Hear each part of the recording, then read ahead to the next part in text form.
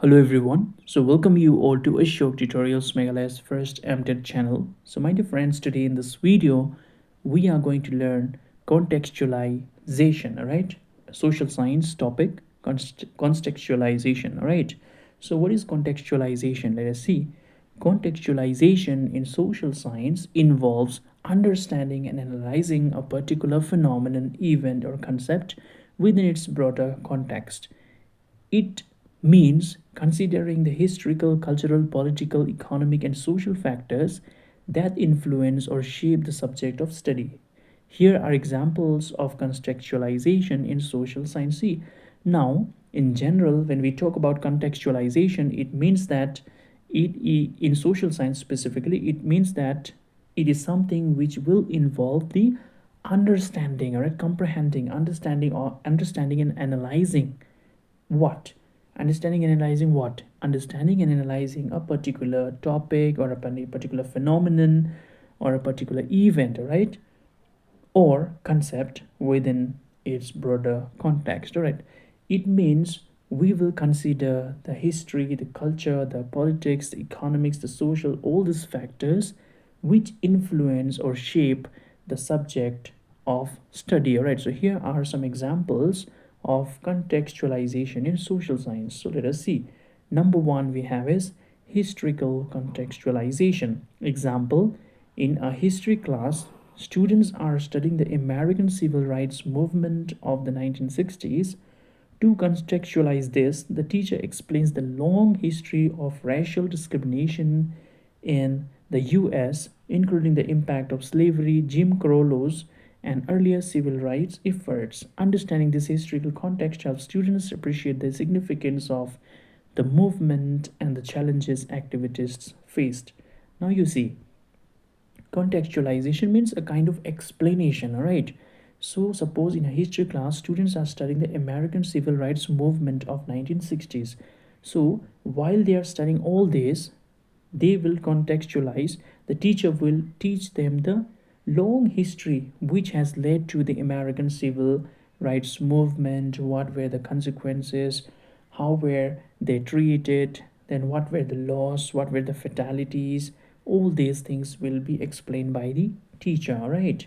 Now we have cultural contextualization. Example, in a cultural anthropology course, students are examining the traditional practices of a particular indigenous community. Suppose in a culture or in an anthropology class or a course, the students are examining or studying a particular, traditional practices of a particular indigenous community. So, contextualization will involve studying the history. They will study the history, the language, the religion, the ethics, the social structures of the community to understand these practices, all right, how they are meaningful and how they have evolved over time. Which means, see, basically contextualization means you go into detail, right? You go to the history and find out what led to the topic you are studying today, what were the consequences, what led to the issue or the event you are studying today.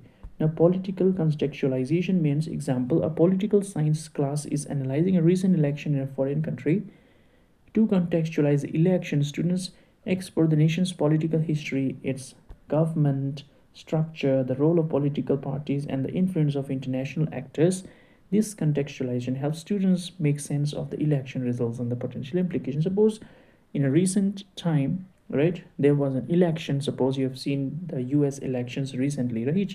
So in US elections, so the election is going on. So at the same time, the political science students, what they can do is that they can study about the politics, the political leaders, the political parties in their own area, and this will help them to contextualize how political system works. All right, so economic contextualization. Now, in an economic course, students are examining the impact of globalization on a local industry. So suppose the economic students are studying about the impact of globalization on what? On local industry. So contextualization includes looking at the historical development of the industry. So the contextualization means we will look into the history of the development or the history of the industry, the global trade policies that affect it, these also will be taken, looked into, and the economic conditions of the region. So all these areas or domains can be looked in. This context is important to understand the industry's challenges and opportunities for the future. Social contextualization now. Example, sociology students are studying the concept of social inequality. So suppose sociology students are studying about the different type of social inequalities. So contextualization here will involve examining historical factors such as the industrial revolution's impact on the class structures, as well as the contemporary factors like education and healthcare access, right? So that will contribute to the social inequality. Now, gender contextualization. In a gender studies course, students are exploring the women's suffrage movement. Contextualization includes examining the historical and social factors that restricted women's rights and the broader feminist movement globally.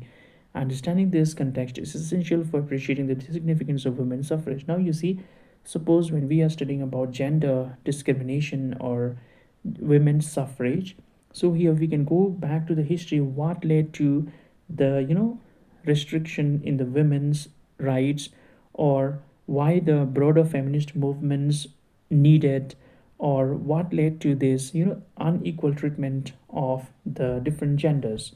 So this can also be taken care by the one who is studying the gender development or the gender studies. So in each of these examples, contextualization in social science involves providing deeper understanding of a subject by placing it within a larger context. This approach enables students and researchers to see the interconnectedness of various factors and to analyze the subject more comprehensively. That's why I was saying that contextualization is nothing but it means studying something in detail, going back into the history. Suppose if you want to study about global warming, so you will go back to the history, how it started, why it started, who gave the term. Or suppose if you're studying about acid rain, then also you will go back to the history and find out who gave the term, how it started, who is responsible. So all these things, all right? So I think this is all in this video. So thank you everyone for watching.